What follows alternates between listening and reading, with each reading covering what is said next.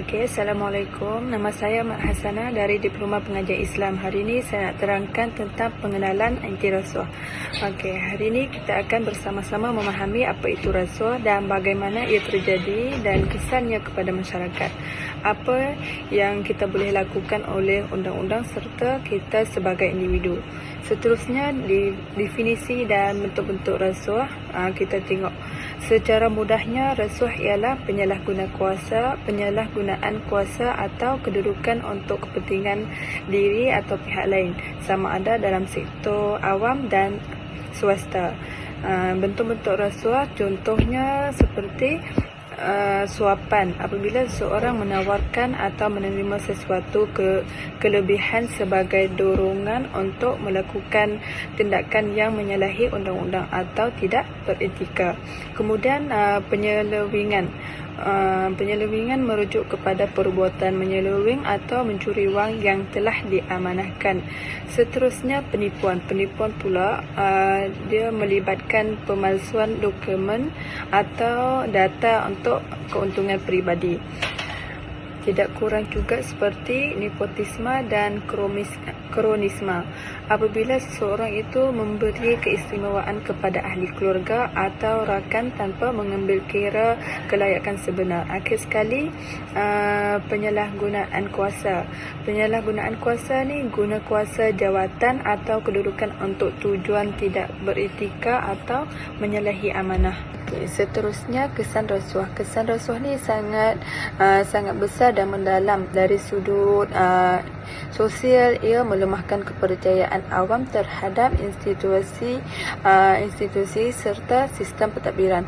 Apabila orang tidak lagi percaya kepada sistem keadilan dan ketulusan mula diragui. Okey, kalau dari segi ekonomi pula, rasuah menghalang pelaburan, memperlahankan pembangunan negara dan memberikan ruang kepada persaingan yang tidak adil. Okey, selain itu, nilai moral dalam masyarakat turut terhakis apabila budaya memberikan ganjaran untuk jawatan menjadi norma. Keadilan dan meritokratik mula dikompromi. Seperti yang ditegaskan oleh UNODC, rasuah bukan hanya menjejaskan ekonomi tetapi ia juga menyumbang kepada ketidaksamarataan dan ketidakadilan dalam masyarakat. Okey, seterusnya peranan undang-undang anti rasuah. Untuk mengekang rasuah, pelaksanaan undang-undang anti rasuah yang tegas dan mekanisme penguasaan yang berkesan adalah sangat penting. Undang-undang perlu bukan sekadar untuk di atas kertas tetapi mestilah dilaksanakan dengan integrity commitment.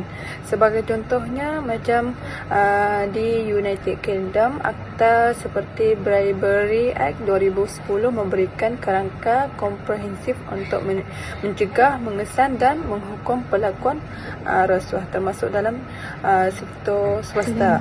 Okey. Hari ini saya akan explain tentang Undang-Undang Anti Rasuah di United Kingdom yang dikenali sebagai UK Bribery Act 2010. Kalau ringkas adalah UKBA. Jadi, bila buat undang-undang dekat UK ni, dia memang ketat sebab dia nak semua orang menjaga integriti, keadilan sosial dan juga ekonomi negara. Maksud dekat sini, dia nak semua orang dari pekerja biasa sampai ke syarikat besar itu tak boleh main-main rasuah. Dalam UKBA ini juga ada 4 kesalahan utama yang boleh buat seseorang ataupun organisasi itu boleh kena tindakan. Antaranya adalah kesalahan rasuah. Maksudnya iaitu bila orang bagi ataupun terima rasuah. Kedua adalah rasuah bagi pihak organisasi, iaitu orang dalam syarikat itu dibuat rasuah sebab keuntungan syarikat itu sendiri. Ketiga adalah memberi rasuah kepada pegawai asing. Keempat, kegagalan mencegah rasuah dalam organisasi. Dekat sini, UKBA ini dia bukan saja hukum bagi orang yang bagi ataupun terima rasuah, tapi syarikat itu sendiri dikena juga kalau digagal jika rasuah. Jadi semua orang kena ambil serius. Untuk UKBA ini juga ada 6 prinsip yang penting untuk elak daripada rasuah, untuk elak daripada berlakunya rasuah.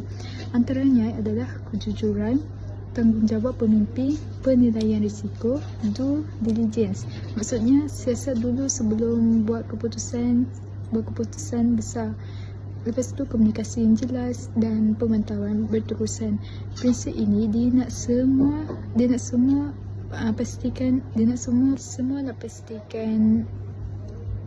organisasi itu berintegriti dan tulus, bukan buat benda yang salah secara sembunyi.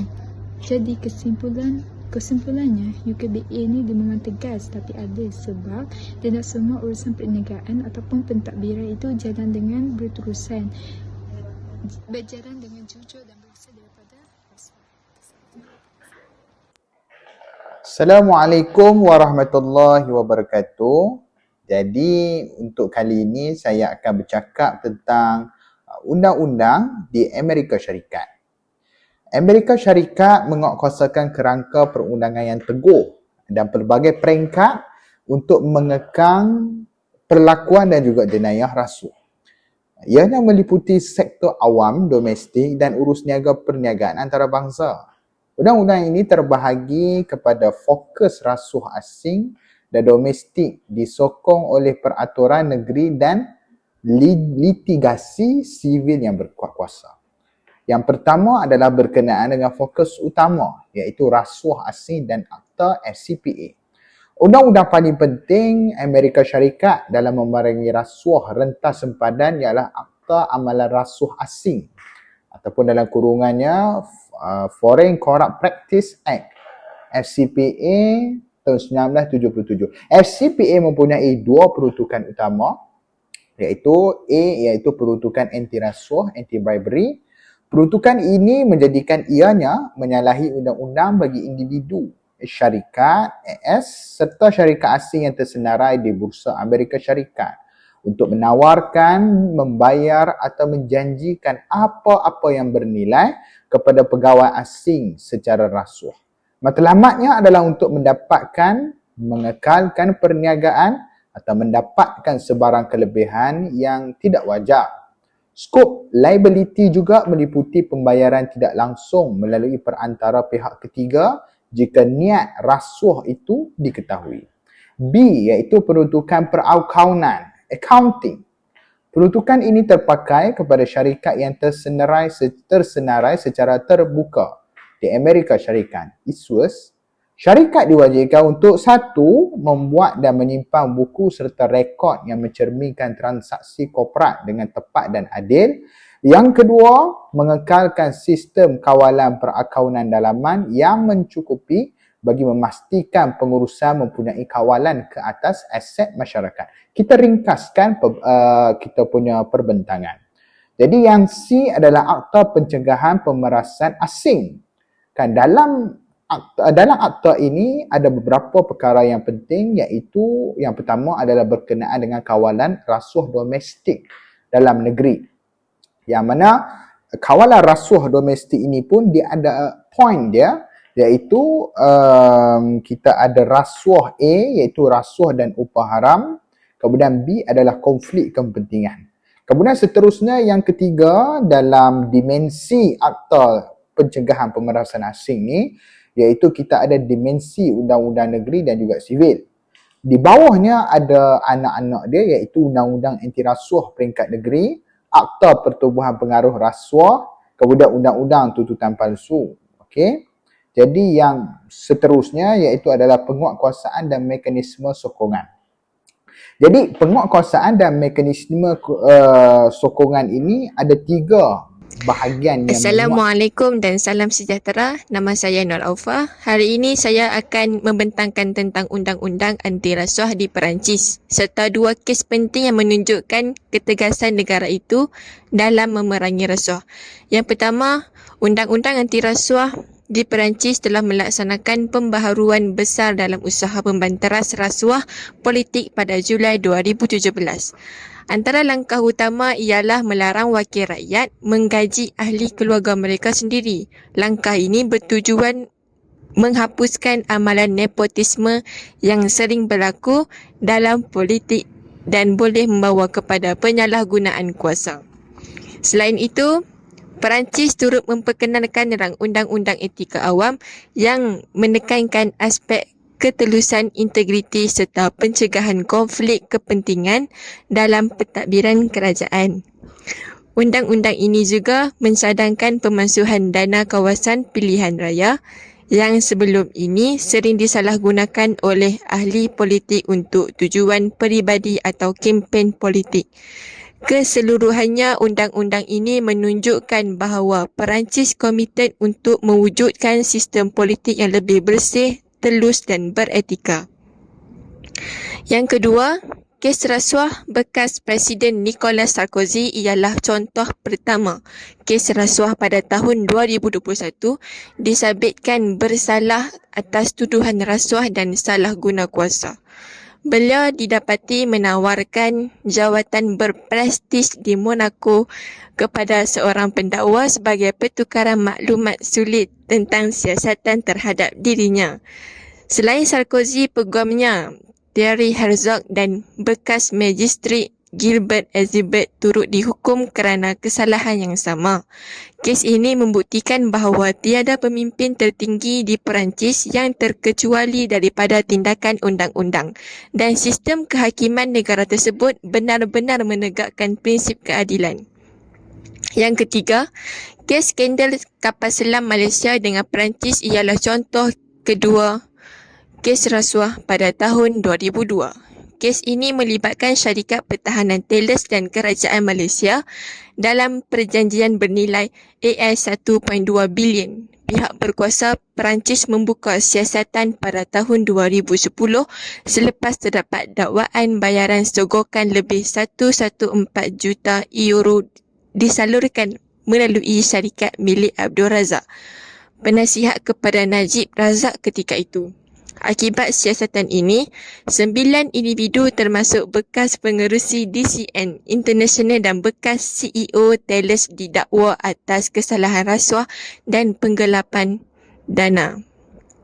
Tindakan ini membuktikan bahawa undang-undang Perancis mempunyai kuasa untuk mendakwa syarikat atau individu Perancis walaupun jenayah berlaku di luar negara. Assalamualaikum warahmatullahi wabarakatuh. Nama saya Arif Alauddin bin Mahathir. Nombor metrik 0241102041. Hari ini saya akan menerangkan ataupun kita membincangkan berkenaan peranan agensi penguatkuasaan di United Kingdom, Amerika Syarikat dan Perancis dalam mengekang rasuah. Pertama sekali, kita pergi ke negara United Kingdom ataupun kita kenali sebagai UK. Di sana UK mempunyai dua agensi penguatkuasaan yang berperanan dalam mengekang gejala rasuah. Yang pertama, kita ada Serious Fraud Office SFO dan yang kedua National Crime Agency NCA. Peranan SFO ni menyiasat dan mendakwa kes penipuan serius, rasuah dan pengubahan wang haram. Manakala NCA pula menangani jenayah terancang dan rentas sepadan seperti dadah, cyber dan perdagangan manusia. Contoh ataupun kes yang mereka tangani setakat ini, kita ada kes Rolls-Royce dan kes 1MDB. Di mana kes Rolls-Royce ni SFO yang menyiasat dan mendakwa. Jadi didapati syarikat Rolls-Royce ni dia menggunakan ejen ketiga untuk menang kontrak. Dan yang terlibat juga dalam kes ni antaranya AirAsia dan Malaysia Airlines. Dan syarikat Rolls-Royce ni didapati bersalah dan mereka pun mengaku bersalah dan bersetuju untuk membayar denda. Dan seterusnya, bagi kes 1MDB pula, NCA berperanan menyiasat aliran wang yang ada di United Kingdom pada masa itu. Dan kita tahu kes 1MDB ni dia adalah kes penyelewengan terbesar dan kes ini telah memburukkan nama Malaysia di seantero dunia. Jadi ketika kes 1MDB ni disiasat, telah didapati bahawa ada beberapa aliran wang yang mengalir ataupun kita kata ada berlakunya pembelian berkenaan pembelian tentang harta yang mewah seperti aset tanah, jet, kapal terbang di United Kingdom. Dan NCA mendapati ketika itu memang ada transaksi yang telah dilakukan. Jadi dalam kes ini NCA juga telah bekerjasama dengan Department of Justice dan agensi-agensi. Assalamualaikum warahmatullahi wabarakatuh. Saya Cik Namadia binti Cik Muhammad Syini, 023-110-2046. Saya akan bercakap, yang terakhir saya akan bercakap tentang kesimpulan. Kesimpulan rasuah ini merupakan satu masalah serius yang bukan sahaja melemahkan sistem tadbiran sebuah negara. Ia boleh menyebabkan kehilangan kepercayaan rakyat terhadap kerajaan dan menjejaskan kemajuan negara. Oleh itu, usaha memberantas rasuah perlu dilaksanakan secara menyeluruh dengan adanya undang-undang yang tegas, pelaksanaan yang berkesan serta komitmen moral daripada semua pihak. Sama ada pengawal kerajaan, sektor swasta maupun rakyat sendiri. Negara-negara seperti United Kingdom, Amerika Syarikat dan Perancis telah membuktikan bahawa tindakan tegas mampu memastikan keadilan ditegakkan tanpa mengira kedudukan. Justru Malaysia juga perlu mencontohi penekanan itu, memperingatkan penguatkuasa serta memupuk budaya integriti dalam nilai kejujuran. Yang seterusnya, hanya dengan usaha bersama kita mampu membina sebuah negara yang bebas daripada rasuah, bersih, tulus dan dihormati. Sekian, terima kasih.